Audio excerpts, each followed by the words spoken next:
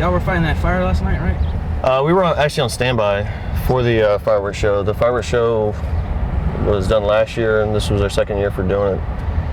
And they got a hold of us prior to it from last year, and there was lots of pre-planning that went into it.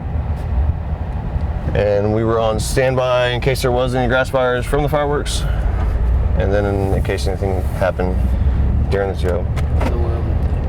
So when you deal with those type of fires, so what is the routine like? Give me a typical call like that. What do you go through?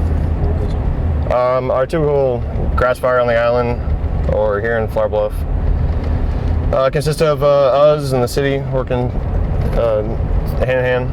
And we have our brush truck, and we typically go out there to wherever it's at.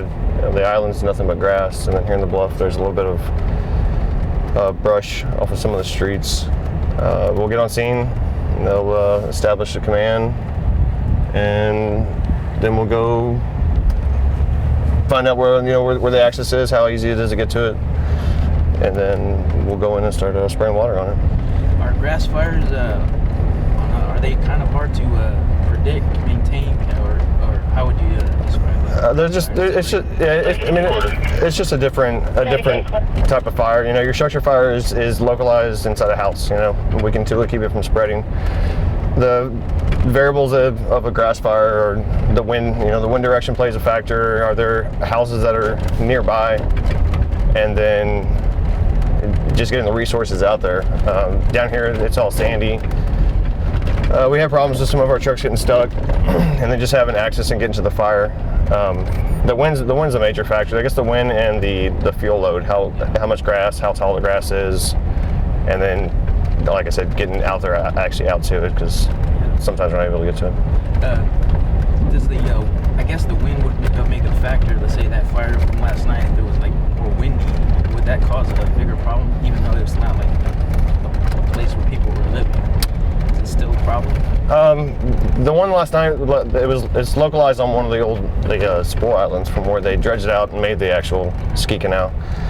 If that fire was somewhere else, it would have been an issue, of course, with the wind and stuff like that. But last night it wasn't. Last night they had actually cut the grass where the fireworks show was at, and it was real short grass. The wind could have actually been a lot higher, and it wouldn't have affected the outcome by any means.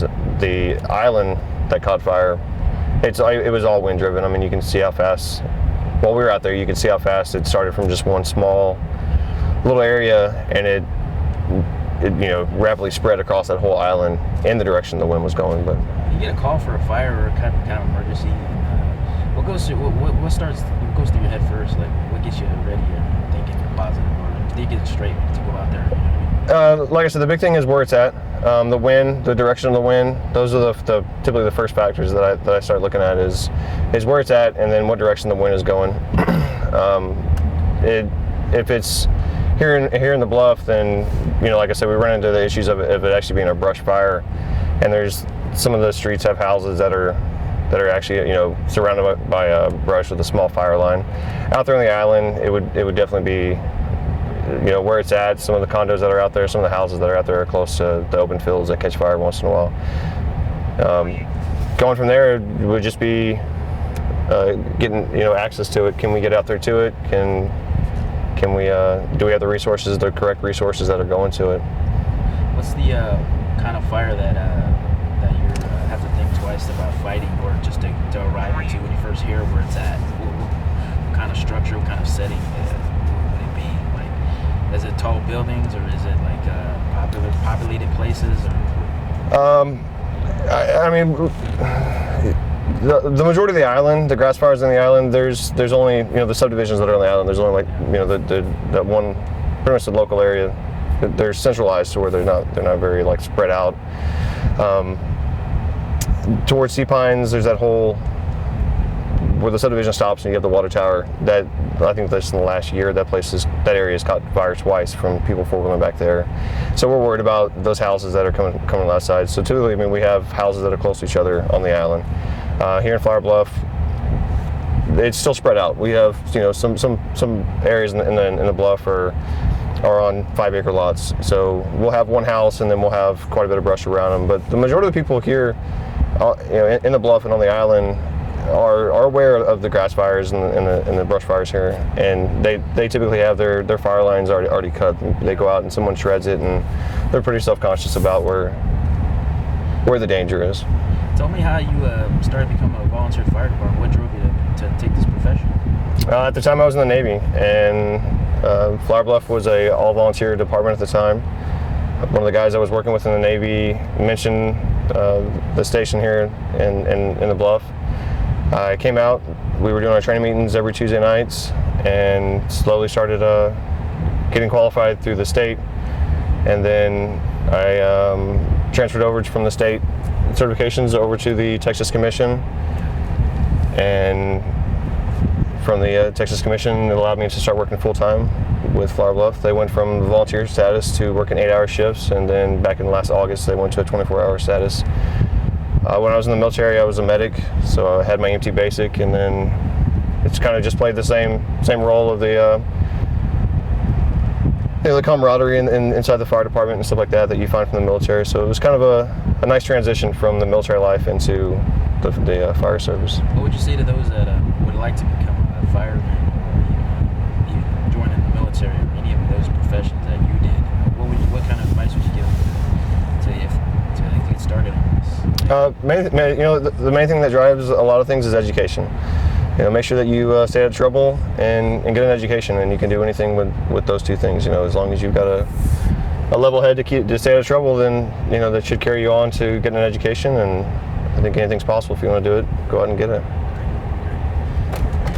Good stuff. Battery's already on. You got it?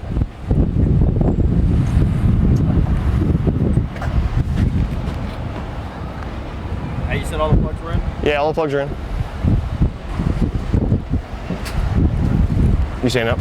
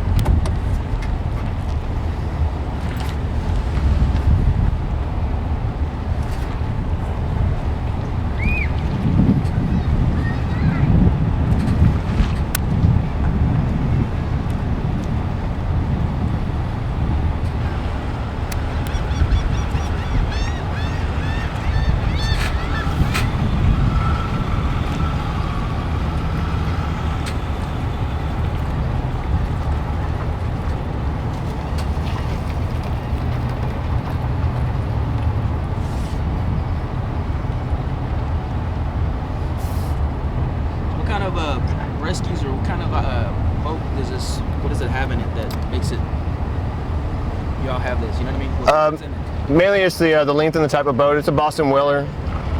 The Boston Whaler is the unsinkable boat, from what they say, you know. I can hear you. And then we put a really good Garmin on it for our navigation, and then we've got our dual engines and the spotlight on the top. So we've kind of set it up to be a rescue boat.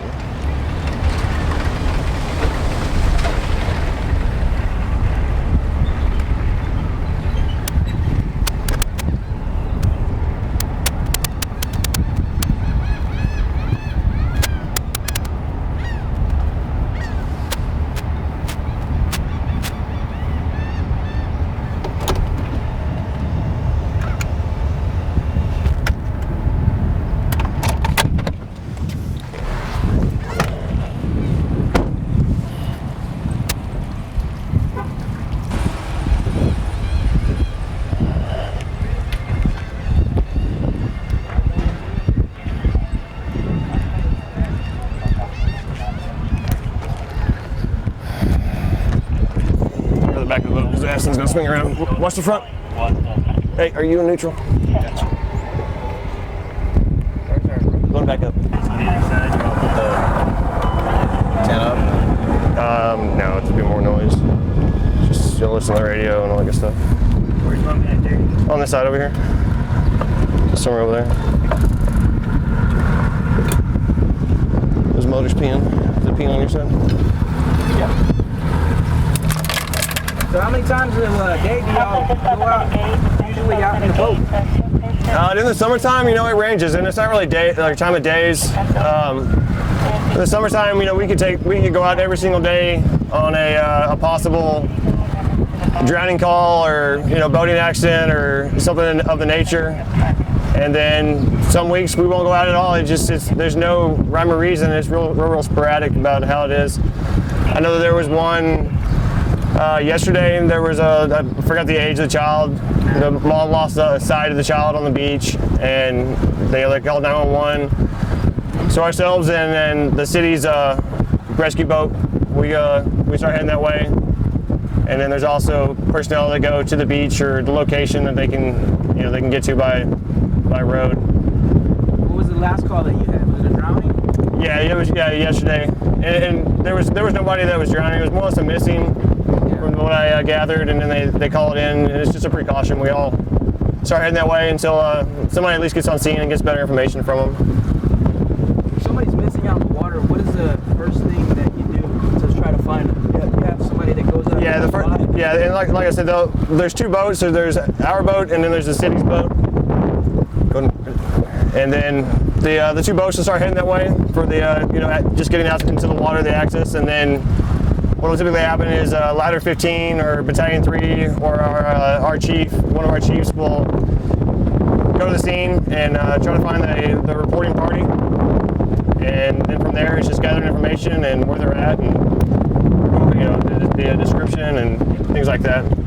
So, for example, like yesterday, they were able to get somebody on scene to the reporting party, and then shortly after that, they found the child. The child had walked back up to the mom. I think there was actually two of them, the sibling and then the other child walked back to the mom. And so at that point, they canceled everybody, and the kids are found.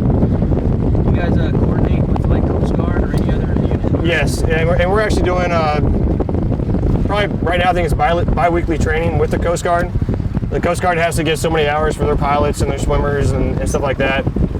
So they utilize us to go out and be the eyes in the water. So we'll float around in the water, let them know where the deep areas are, and then they'll allow their divers to jump down and then be hoisted back up.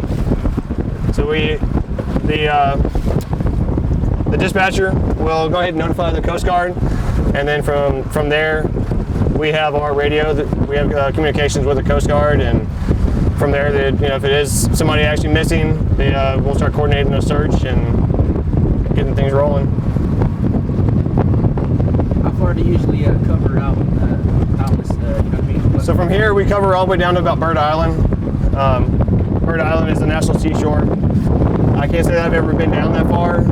It seems like it's always we're heading up towards the intercoastal or towards the Corpus Christi Bay for the inland.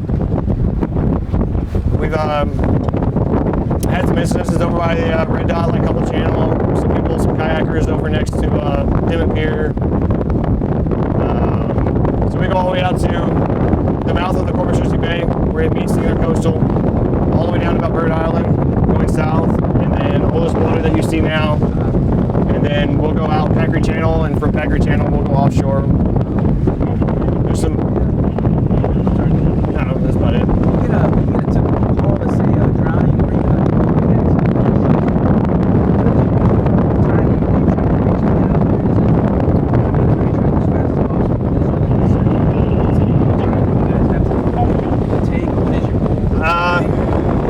It's honestly, I don't know if we actually have a time requirement in the sense, because sometimes they're farther out.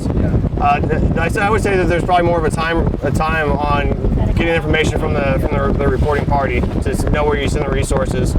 But from where we're at, we have either two options. We launch here in Flour Bluff, and we go all the way across and out the Packery, or we do like the city does, and we take our trailer and our boat out to the island and launch from either Packery or Clem's and go from there. So just to get out to from where we launch to Clem's, we're talking maybe 7 minutes from there. So if there's something here, we're right on top of it. If it's something offshore, then we're looking at maybe closer to 10 minutes to getting to them. You know. Speaking of that brush fire last night, since it was kind of like hard, I don't know if it was hard to get to by the trucks. Was it? Did you go use a boat with a water cannon? How did that work? The fire last night, and I'll take us over there and I'll show you. There was the area that's right next to the yacht club. There's the yacht club, an open field, and then the water treatment facility. We had a brush truck there and a fire engine there. The fire engine was staged at the water treatment facility, and the brush truck was actually there right next to the fireworks. We had a couple small spot fires there next to the fireworks from additional fallouts, and our brush truck was right on top of that. The big fire that everyone's talking about is the one that's across from the water treatment facility, and it's actually across a canal, and then it's a small spool island from when they dredged out and made the canals that it's not accessible by land. And we were able to get to it by boats, but that was about it. So there was nothing endangered. It was all by itself. Hey, you got a boat coming? It's gonna get a little rocky.